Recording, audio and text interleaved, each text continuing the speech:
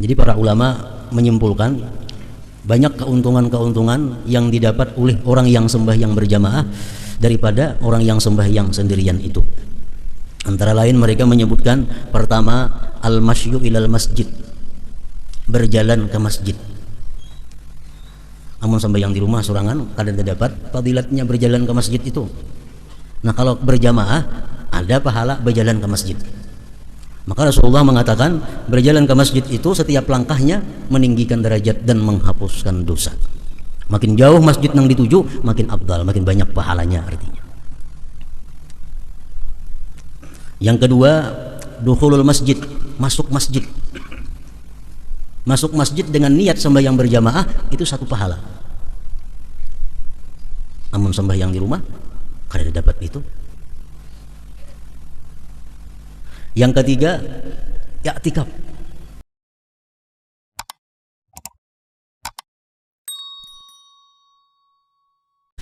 Keutamaan menyempurnakan rukun-rukun salat.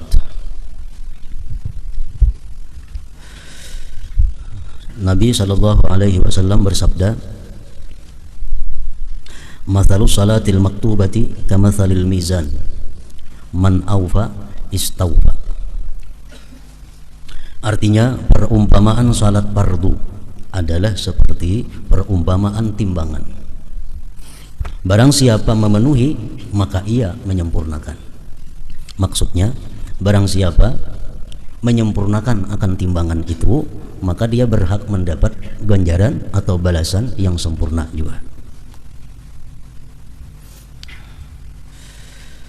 Yazid Ar-Raqashi berkata, salat Rasulullah itu rata, seolah-olah ditimbang. Artinya sembahyang Nabi itu kada terlalu ancap, kada terlalu gimit, kada terlalu lambat. Artinya sembahyang Nabi kita itu rata, seolah-olah ditimbang. Nabi sallallahu alaihi wasallam bersabda, "Innar rajulaini min ummati la yaqumani ila salati wa ruku'uhuma wa sujuduhuma wahid wa inna ma baina salatayhima ma baina as-sama'i wal ard." Artinya sesungguhnya dua orang dari umatku berdiri untuk salat, di mana ruku' dan sujudnya itu satu, sama. Dan sesungguhnya apa yang di antara keduanya adalah apa yang antara langit dan bumi. Maksudnya ada dua orang yang sembahyang, sama bacaannya, sama gerak-geriknya, sama panjangnya, sama rakaatnya, tapi nilainya di sisi Allah Subhanahu wa taala jauh seperti langit dan bumi. Yaitu beliau menunjuk, mengisyaratkan kepada kekhusyuan. Nang saikung sembahyang betul sama lawan nang tadi, cuma ini khusyuk. Nang saikung ini kada. Nah, maka nilainya di sisi Allah sama jaraknya antara langit dan bumi, antara dua orang yang sembahyang tadi. Dan Nabi sallallahu alaihi wasallam bersabda, "La yanzurullah yaumal qiyamah ilal 'abdi la yuqimu sulbahu baina ruku'ihi wa sujudihi." Artinya pada hari kiamat Allah tidak memandang, kada memperhatikan, kada menghiraukan hamba yang tulang belakangnya tidak tegak di antara ruku' dan sujudnya. I'tidal. Artinya orang ini sembahyang i'tidalnya itu kada ada tumakninah. Bila sembahyangnya ini kada ada tumakninah, i'tidal, berarti sembahyangnya pun kada sah. Karena tumakninah merupakan salah satu di antara rukun-rukun sembahyang. Jadi tumakninah itu artinya adalah i'tidal di sini seperti kita berdiri semula. Sujud, habis sujud kita i'tidal, ruku habis ruku i'tidal. Nah, tegaknya berdiri kita waktu i'tidal itu seperti kita berdiri membaca Fatihah, tegak. Bila kurang pada itu berarti kita kada bertumakninah. Jadi umpamanya rata awak kita waktu berdiri, waktu qiyam, nah kemudian Allahu Akbar ruku, kayaknya sami Allahu liman hamidah mesti tabulik kayak asal, tegak. Bila bingkok sedikit aja berarti kada tumakninah artinya. Amun sembahyang ancap, ya enggak itu kada bertumakninah lagi. Nah, Allah kada menghiraukan orang itu pada hari kiamat, kada memandang, kada mengasihinya. Dan Nabi sallallahu alaihi wasallam bersabda, "Amma yakhaful ladzi yuhawwilu wajhahu fis shalah ay yuhawwilallahu wajhahu wajha himar." Artinya, tidakkah takut orang yang mengalihkan mukanya di dalam salat bahwa Allah mengalihkan, merubah mukanya sebagai muka keledai.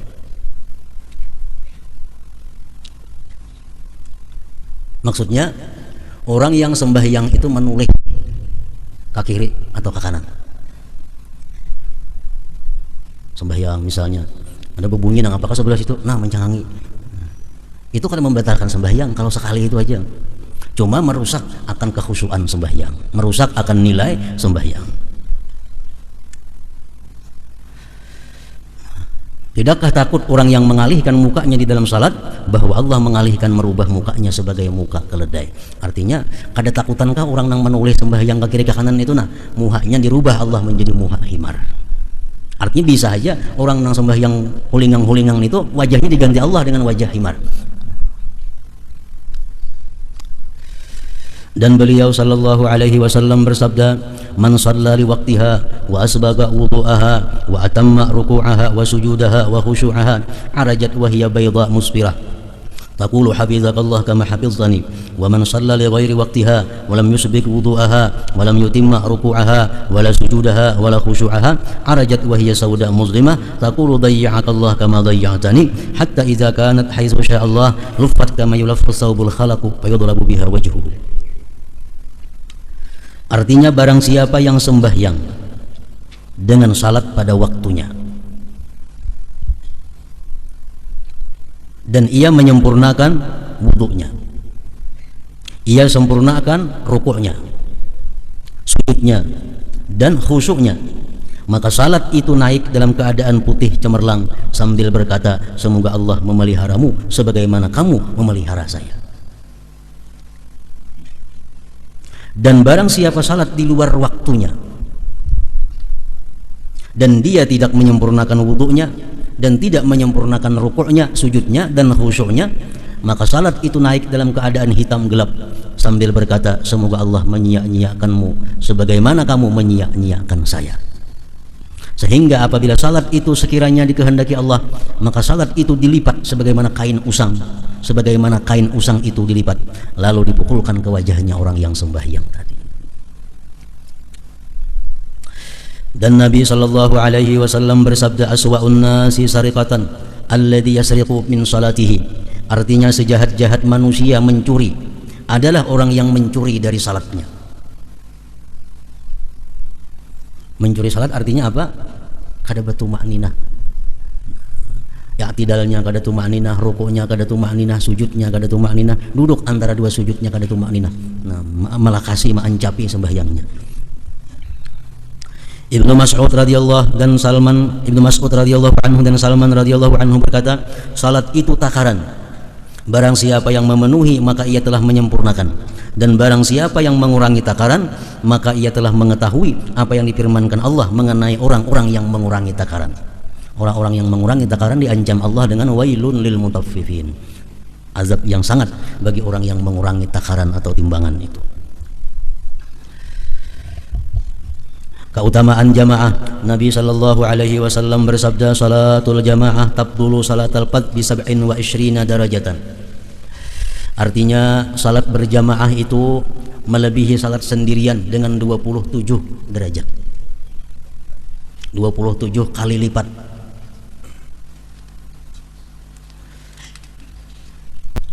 Jadi para ulama menyimpulkan banyak keuntungan-keuntungan yang didapat oleh orang yang sembahyang berjamaah daripada orang yang sembahyang sendirian itu. Antara lain mereka menyebutkan, pertama, al-masyu ilal masjid, berjalan ke masjid. Amun sembahyang di rumah sorangan kadang terdapat fadilatnya berjalan ke masjid itu. Nah, kalau berjamaah ada pahala berjalan ke masjid. Maka Rasulullah mengatakan berjalan ke masjid itu setiap langkahnya meninggikan derajat dan menghapuskan dosa. Makin jauh masjid yang dituju makin afdal, makin banyak pahalanya artinya. Yang kedua, dukhulul masjid, masuk masjid. Masuk masjid dengan niat sembahyang berjamaah itu satu pahala. Namun sembahyang di rumah kada dapat itu. Yang ketiga, i'tikaf. I'tikaf di masjid ada pahalanya. Berdiam di masjid dengan niat i'tikaf pahala, walaupun 5 menit. Namun di rumah kada kawa i'tikaf. Yang keempat, salat tahiyatul masjid. Kalau di rumah kan ada salat tahiyatul masjid. Di masjid kita dapat pahala tahiyatul masjid itu, walaupun kita kadang memperbuat sembahyang tahiyatul masjid. Misalnya kita ke masjid, orang sudah tuntung azan, langsung sembahyang qabliyah isya atau maghrib atau zuhur atau asar. Masuk masjid langsung sembahyang qabliyah karena orang sudah azan. Nah sekaligus kita dapat pahala tahiyatul masjid. Walaupun kita kada sembahyang tahiyatul masjid, tapi dapat pahala tahiyatul masjid. Namun di rumah kada ada tahiyatnya. Yang kelima, fadilatnya orang sembahyang berjamaah itu ta'awun 'alat ta'ah. Tolong menolong atas taat. Imam dengan makmum, makmum dengan makmum yang lainnya itu saling tolong menolong dalam ketaatan. Makin banyak orang yang datang berjamaah, makin banyak pahalanya. Nah, jadi dengan berjamaah itu kita dapat pahala wa ta'awanu 'alal bir, bertolong-tolong dalam kebaikan. Sembahyang sorangan di rumah kan ada menolong kepada taat. Yang keenam, sembahyang berjamaah itu ada intizarul jamaah, menunggu jamaah. Duduk misalnya di masjid menghadang imam. Nah, selama duduk menghadang imam menunggu imam itu dihitung oleh Allah sembahyang. Dihitung oleh Allah sembahyang. Jadi kita menunggu imam seperempat jam hanya datang. Seperempat jam itu walaupun kita duduk biasa saja dihitung oleh Allah pahalanya sama dengan pahala sembahyang. Nah, di rumah kalau dapat pahala itu.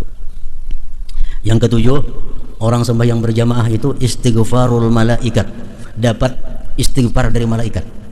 Malaikat memintakan ampun kepada Allah terhadap orang-orang yang sembahyang berjamaah. Nah, malaikat memintakan ampun. Dan bila malaikat memintakan ampun pasti diampuni oleh Allah.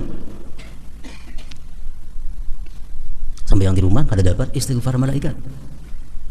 Yang kedelapan, syahadatul malaikat. Malaikat menyaksikan nanti pada hari kiamat bahwa Fulan bin Fulan ini adalah ahli masjid, Fulan bin Fulan ini ahlinya langgar karena dia aktif sembahyang berjamaah di langgar atau masjid. Yang kesembilan, as-salamah minasyaitan, selamat dari syaitan.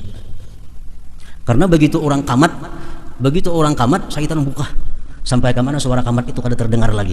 Nah, jadi orang sembahyang berjamaah itu selamat daripada gangguan godaan syaitan. Orang sembahyang sorangan kada terhindar daripada syaitan ini.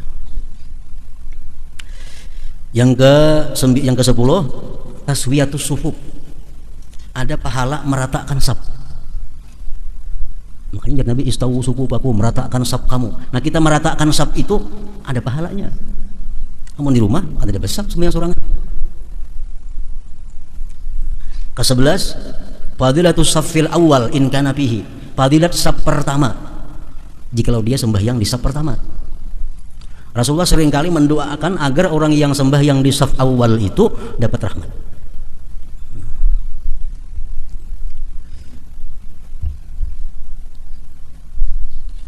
Fadilatus safil awal, fadilat saf pertama. Sembahyang sorangan kada ada saf.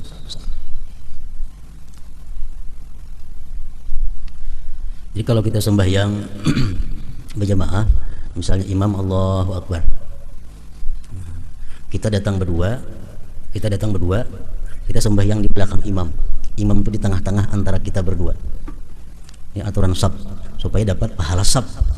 Karena pahala saf ini bila kita langgar, kita kada dapat keutamaan fadilatnya saf itu. Jadi umpamanya ini imam, nah, kita datang berdua, kita datang di tengah-tengah. Imam posisi di tengah-tengah kita. Saya pun di sebelah kanan, saya pun sebelah kiri. Jangan mengambil ke kanan kedua-duanya, jangan. Imam mesti di tengah-tengah. Nah, kadang kalau datang orang yang ketiga, hanya sebelah kanan banyak taruh sebelah kanan hibak. Datang pulang, ini kiri hibaki sebelah kiri itu. Lalu hibak saf pertama. Datang orang. Kemana bandak orang yang datang nang saikung ini? Di belakang imam, ambil ke kanan sedikit. Jangan dibungkus sebelah kanan sana sembahyang kejauhan pada imam. Jadi sebelah kanan tapi di belakang imam. Nah, kayaknya datang selanjutnya terus diulah nang ke sebelah kanan dahulu hibak hanyar nang sebelah kiri. Itu aturan saf. Bila mana kada ditepatin itu kada dapat pahala saf. Misal saf pertama hibak, datang kita sorangan ke hujung sebelah kanan sana sorangan sembahyang kada dapat pahala saf karena menyalahi aturan saf. Yang ke-12, idraku takbiratul ihram ma'al imam. Ada pahala memperdapati takbiratul ihram beserta imam. Artinya, kalau kita mendengar takbiratul ihram imam dan kita berada di belakang imam, itu pahala tersendiri. Dapat pahala tersendiri. Yang ke-13 keutamaan sembahyang berjamaah itu adalah al-amnu minas sahwi ghaliba. Aman daripada lupa kebiasaannya, kebanyakannya. Kalau sembahyang sorangan itu bisa rancak lupa 2 rakaat kah, 3 rakaat kah. Nah kalau sembahyang berjamaah jarang itu ada. Aman daripada kelupaan. Yang ke-15, yang ke-14 husulul khusyuk. Sembahyang berjamaah ini hasil khusyuk. Kalau sembahyang sorangan belum tentu khusyuk. Nah maksudnya adalah kalau kita misal di dalam musalla atau masjid itu ada 50 orang. 50 orang ini satu yang khusyuk. 49-nya kadang khusyuknya. Satu aja yang khusyuk. Nah yang satu yang khusyuk ini akan memberikan berkah kepada yang lainnya sehingga menjadi khusyuk semua dinilai oleh Allah Subhanahu wa taala. Nah ini untungnya sembahyang berjamaah. Amunnya sorangan belanja khusyuk, ya khusyuk belah kada yang membantu. Yang ke-15 tahsinul hay'ah. Sembahyang berjamaah itu antara lain pula keutamaannya adalah membaguskan keadaan. Kalau kita sembahyang di rumah sorangan beberang aja, kada kayak sembahyang berjamaah, bajunya bagus, tapihnya bagus, semuaan bagus, berminyak harum kadang-kadang anak ke masjid. Sembahyang sorangan bisa kada taatur itu. Nah, keutamaan sembahyang berjamaah. Yang ke-16 irghamus syaitan, menghinakan syaitan. Orang berduyun-duyun kampung atau ke masjidan sembahyang, syaitan merasa hina, syaitan merasa terkalahkan, menghinakan syaitan. Yang ke-17 as-salamah minan nifaq, selamat daripada kemunafikan. Rasulullah mengatakan orang munafik tidak akan bisa sembahyang berjamaah isya dan subuh. Dengan adanya berjamaah terhindar daripada kemunafikan. Yang ke-18 raddus salam alal imam, orang sembahyang berjamaah itu menjawab salam imam. Kan imam assalamualaikum warahmatullah, assalamualaikum warahmatullah, kita yang di belakang assalamualaikum warahmatullah, menjawab salam imam. Sambil sorangan keadaan itu. Yang ke-19 izharu syiaril Islam, menampakkan syiar Islam, berpahala juga. Yang ke-20 izalatut tuhmah, menghilangkan sangka-sangka. Mungkin kita ini sembahyang di rumah aja kada sing kelanggaran, itu sangka orang kena kada baik. Sembahyang juga sih anu kada tali lihat kelanggar. Kamu sembahyang saku si anu itu sebulan bin bulan itu kada pernah baik kelanggaran turun. Nah, menghilangkan sangkaan itu kalau kita berjamaah hilang sangkaan itu. Orang selamat artinya. Yang ke-21 masyhudun bil khair wal iman, disaksikan dengan iman dan kebaikan. Hadis mengatakan orang yang sembahyang berjamaah itu pastikan bahwa dia beriman, pastikan bahwa dia ahli kebaikan. Yang ke-22 al-intifa bil ijtima' ala zikrillah, mengambil manfaat dengan berkumpul zikrullah. Orang berjamaah itu berkumpul berzikir kepada Allah. Orang berzikir berjamaah itu lebih banyak pahalanya daripada berzikir sendirian. Yang ke-23 al-ulfah bainal muslimin, berjinak-jinakan antara orang muslim. Dengan adanya turun ke langgar, turun ke masjid, saling bertakon keadaan, saling tahu keadaan tetangga. Nah, ulfah, kejinakan antara orang muslim. Yang ke-23, yang ke-24 nih istima'u qiraatil imam, mendengar bacaan imam. Yang maghrib, isya, subuh kita mendengar imam baca Quran. Nah, mendengar bacaan Quran itu pahala bagi kita. Yang ke-25 at-ta'min ma'al imam, mengucap amin bersama imam. Waladhdallin, amin. Jadi makmum imam sama-sama baimbai. Nah, bila tak imbai aminnya imam dan makmum, maka Allah akan mengampuni dosa mereka itu. Orang sembahyang berjamaah dapat itu. Yang ke-26 ittiba'us sunnah, sembahyang berjamaah berarti orang ini ada orang ahli sunnah, dia pengikut sunnah. Yang ke-27 al-mautu ala husnil khatimah, matinya orang ini nanti husnul khatimah. Karena ujar Nabi, siapa-siapa yang hendak mati dalam keadaan Islam hendaklah sembahyang berjamaah. Nah, jadi 27 yang didapat oleh orang yang sembahyang berjamaah ketimbang orang yang sembahyang sorangan tadi. Nah, salatul jamaah tabdulu salatul fard bi 27 derajat. Salat berjamaah itu melebihi salat sendirian dengan 27 derajatnya.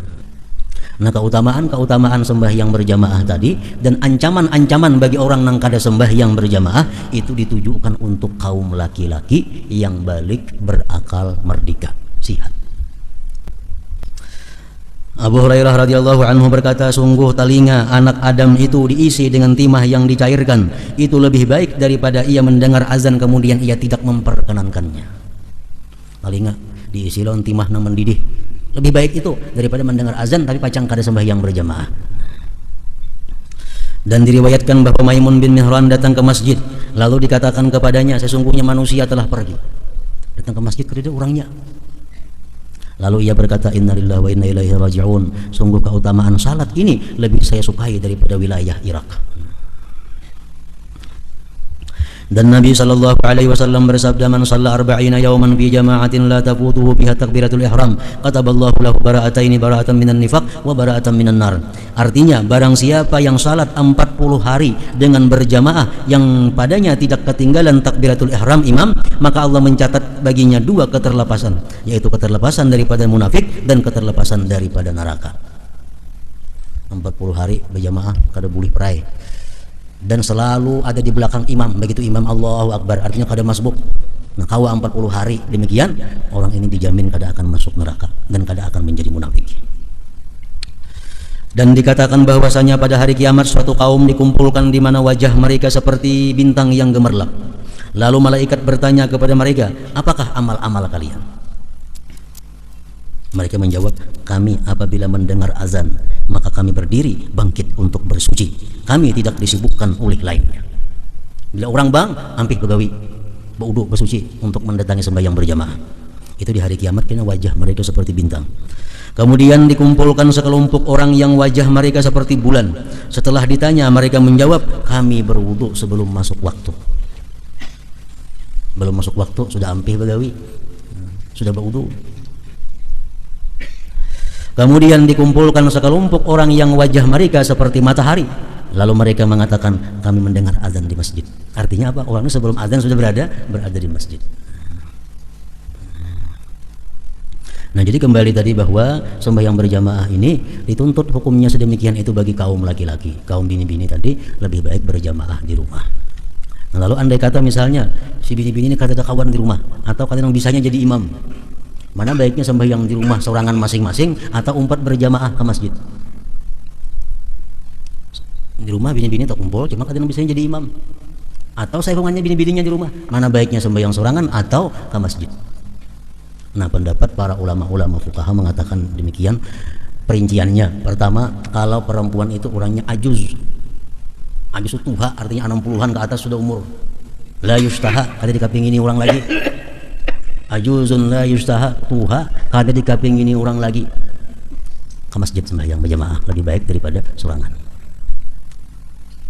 Tapi kalau perempuan ini masih syabah, masih muda, atau zatil hay'ah, punya keadaan-keadaan yang bisa menggoda laki-laki, lebih baik sembahyang di rumah daripada sembahyang berjamaah, walaupun saurangan sembahyang di rumahnya. Nah, itu hukum fikih. Bini-bini yang masih muda atau bini-bini yang setengah baya, masih punya hay'ah, yang masih bisa dikapingini orang, nah, ini lebih baik sembahyang di rumah saurangan daripada turun ke masjid berjamaah. Nah, itu hukumnya. Jadi mau nak mencari pahala banyak di rumah aja sembahyang saurangan. Lalu bila ada perempuan-perempuan yang muda ini sembahyang berjamaahan juga umpat ke masjid, nah ini perempuan salah mencari pahala. Berarti ada anak pahala yang banyak. Perempuan yang setengah baya, yang masih dikehendaki orang, masih dikapingini orang, lebih baik sembahyang di rumah walau sorangan. Nah, bila ini sembahyang ke masjid juga umpat, berarti ini kada hendak pahala nang gana. Berarti ada untingan lain di masjid, nah apa kada tahu dicarinya. Kenapa? Kalau mencari pahala di rumah aja sembahyang, lebih banyak pahalanya, lebih besar pahalanya. Nah, apa dicari? Perlu dicurigai itu. Nah, perlu dicurigai. Berarti orang ini kada mencari pahala. Kalau mencari pahala, sembahyang di rumah. Nah, kemudian keutamaan sujud.